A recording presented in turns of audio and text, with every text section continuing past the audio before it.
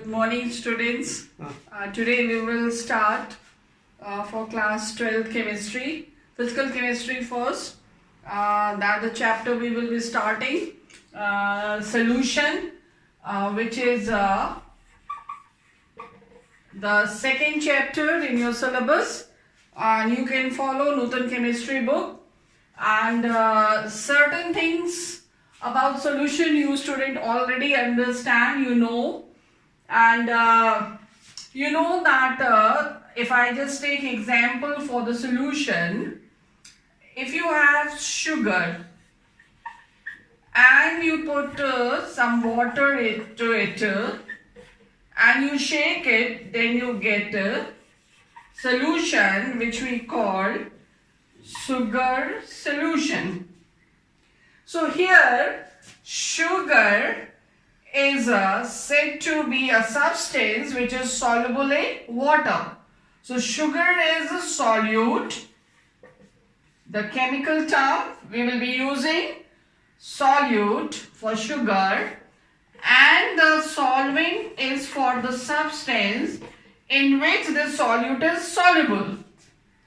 So solute, when dissolves in solvent, we get a solution. So this combination, solute and solvent, is a solution. This solute generally is much less in quantity than the solvent normally. And also we know that the solution which we obtain for this example particularly, water is in the liquid state, the solvent is in the liquid state, so solution is also in liquid state. So normally solvent's physical state and solution physical states are exactly the same. Here we will be considering the solution which is homogeneous. Homogeneous means property of the solution is same throughout. For example, if you have, suppose, in the beaker this much of the sugar solution prepared by sugar adding in water, and this sugar solution if you take from this portion and test, you find out physical properties, boiling point, melting point, taste, look, and then you take some portion from here and you see the same property, you compare boiling point, melting point, color, taste, that both portions will be having exactly the same physical property. So in this whole solution, that is the physical property of the solution will be exactly the same. So that means the homogeneous solution. So the solution which we have obtained is of many kinds.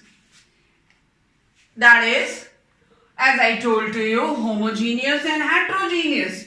Homogeneous when properties are same, heterogeneous when property is not same throughout. In your syllabus, only homogeneous solutions are there, not heterogeneous.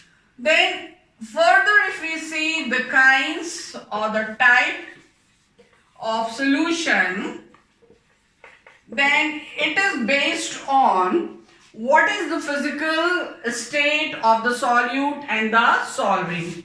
As I told, solute when dissolved in solvent, we get solution. So solute can be in three physical states: solid, liquid and gas. Solvent can also be in three physical states: solid, liquid or gas. So solution which we obtain, that will also can be in three physical states: solid, liquid and gas. Amount of this is less, as I told, in comparison to the amount of solvent. So when these two are mixed, we get three kinds of solution. So solution which I am going to classify now on the basis of the physical state of solute in the solvent. So the first kind is solid in liquid. when solute is a solid and solvent is a liquid. The second type is when solute is a liquid and solvent is also a liquid. And the third kind is when solute is a gas but the solvent is a liquid. These three we have to study, that is mentioned in your syllabus. There are many more kinds, but these three kinds are mentioned in your syllabus very clearly. Out of these three, mainly is emphasized on the first kind. We have to study all the properties of this, various properties. This kind also you have to do in terms of separation. Then the third kind we have to study in the form of law. What laws are applicable to this kind of solution. So when we have solid and liquid, this kind of solution, this can be further classified as a dilute solution or conc solution, concentrated. Dilute, as you know, the quantity of solute will be much less than the quantity of the solvent. Then liquid in liquid, this is of three kinds. Completely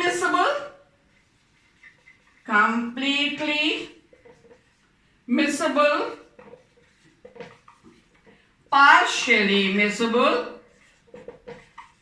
and immiscible. Completely miscible, that is also called true solution. When solute is, that is liquid, is completely soluble in the solvent, the other liquid. And this is possible when both of them are having same nature. The solute, first liquid, the second liquid, the solute and the solvent, they have the same nature. If this is polar, this is also polar. Polar means like water. And if this is non-polar here you can take benzene. So here also this is your non-polar. So non-polar in non-polar, polar in polar when we have, then we have what kind of solution? Completely miscible solution. On the other hand, if one is different from the other, and how that can be possible if their intermolecular forces are different. The two liquids have different intermolecular forces, binding forces. Then one liquid will not be completely soluble in the other. Partly, like phenol dissolved in water. This example you will have to do in the lab when you will be testing phenol. So, phenol is not completely miscible, completely soluble, because the binding force between phenol and water molecules are not same. So this point you have to remember.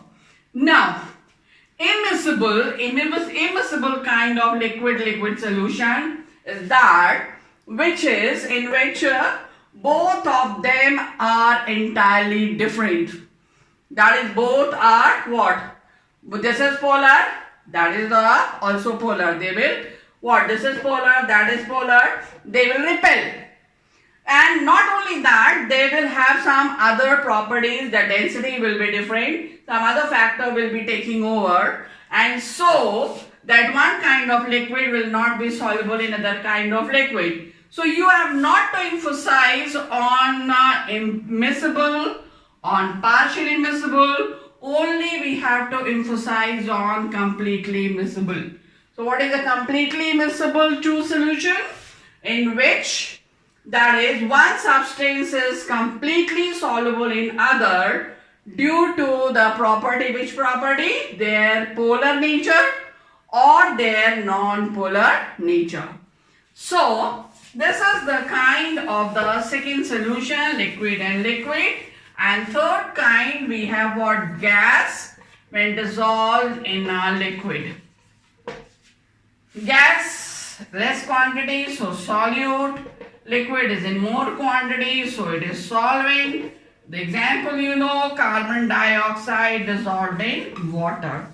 Your carbonated water, that Coca-Cola, Pepsi and all which you drink, in that carbon dioxide is dissolved at high pressure, and so the solution which we obtain is called gas in liquid solution. This gas in liquid solution depends how this is prepared. Every gas is not soluble in water. That is, so the nature of the solution depends upon the nature of the gas, that is nature of the solute. Also depends upon the nature of the liquid, that is nature of the solvent. And not only that, it also depends on gases, you know, they are lighter, they will not stay close to liquid. Lighter, I mean that the density is not so much as that of a liquid, so they will not be staying close to liquid. And so for dissolution, for solubility, the two substances must stay together. So how they can be brought together? If they are kept in a closed vessel, means if they are pressurized. So pressure is the factor that is responsible for the formation of this kind of solution. Not only the pressure, if we keep temperature low, then also gaseous molecules will not be moving very fast, and so what will happen, they will stay close to liquid, and so they will be dissolving into it. So four factors are there on which this solution is depending. First is nature of gas. The gas is soluble or not, polar or not, acidic or basic, so nature. Same way the nature of the solvent, the liquid, the pressure and the temperature. So these three kinds of solution we have seen, and now we will see that further. Okay, the solution which you have studied, so these solutions, how we have to use. As I told, this is made up of solute and solvent and giving you solution. So in the entire chapter, when I will be taking in different parts, because in one part the chapter cannot be completed. So this chapter solution will be having many parts. In next coming videos that will be followed up, and then you will see. So everywhere I will be using the solute as B and solvent as A. So B, capital B will always be representing in all my explanation the solute, and capital A will be always considering what? Solvent. So when solute is dissolved in a solvent, when substance B is dissolved in substance A. So how many substances we have? Two. So when we have two substances which are constituting solution, so such solution is called binary solution. So what is a binary solution? Which is made up of only two components. So what is the another term we are going to use for solute and solvent? Component. Component 1 and component 2. Component 1 and component 2. Not necessary this is always 1 and that is always 2. It can be 2, that can be 1. So when a solution is consist of two components, it is binary solution, and in your syllabus today's only binary solution is mentioned. But when we have more than two components, suppose two solutes, here solute and water, and you have added some salt also, table salt which you eat. So salt, two solutes and one solvent. Two solute and one solvent means we have got how many components? Three components. One is salt, the other is sugar, and the other is what? Your water. Three components. So such solution in which we have three components, that is called ternary solution. T-E-R, ternary solution. And when we have four components, it is called quaternary solution. This you will find in your book. You can see into your book. But in your syllabus, as I told, only binary solution is there. So I will be taking binary solution. Before I go deep into this chapter, I would like to tell you so that you remember always what is the aim of the chapter. The aim of this chapter mainly is divided into two parts.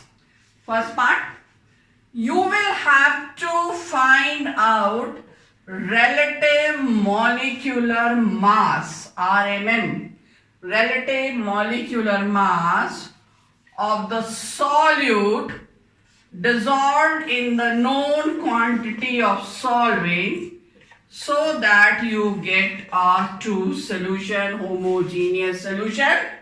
So we will be taking first example when solute is solid and solvent is a liquid. This is first example. We will be taking the to understand various law which is mentioned in your syllabus. So we have the solution. The solution is binary because we have two components. One component is solid and the other component is a liquid. So this solution which we have got, through the solution we have to find out what is the relative molecular mass of this solute which is dissolved in the known quantity of the solvent. When the quantity of the solvent is fixed, quantity, when I say quantity, it may be volume or it may be weight.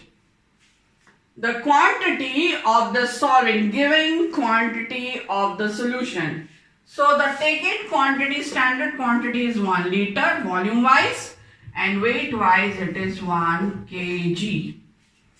Always remember. So in two terms, we are going to use the quantity of the solution. So as I told, the aim of this chapter is to find out relative molecular mass of the solute which is dissolved in the known quantity, maybe volume or the weight of a solvent, to obtain a solution. So such solution in which the quantity of the solvent is fixed, the weight of the solute what we are adding that is also known, then that solution is said to have some concentration. Some concentration. So now next topic I am going to cover what? Concentration of the solution. How can we find out concentration of the solution using different quantities, volume and weight, to find out the relative molecular mass of the solute? I am repeating. The aim of the chapter is what? To find out relative molecular mass of the solute which is dissolved in the known quantity of solvent. The known quantity of the solvent can be what? Either volume 1 liter fixed or 1 kg weight. So when this is fixed, this is added fixed amount, and then whatever solution we obtain, it will have some fixed concentration. Various concentration terms are there for solution, and some of this you have already done in class 11. Since many questions come from this portion, numericals, reasoning, and also in the lab you will have to perform experiment. You will have to calculate concentration in different terms. So I will be revising this once again. So my next topic is your concentration of the solution. But I think so now that as I was instructed, the video should be of 10 minutes and should not be more than of 10 minutes, and I think already 10 minutes have passed. And so in the next part of this video, I will be starting from the concentration of the solution. Okay student, thank you so much. Stay safe, study, avail this opportunity, Whichever edition book you have, read this chapter. If no books, you can use Google.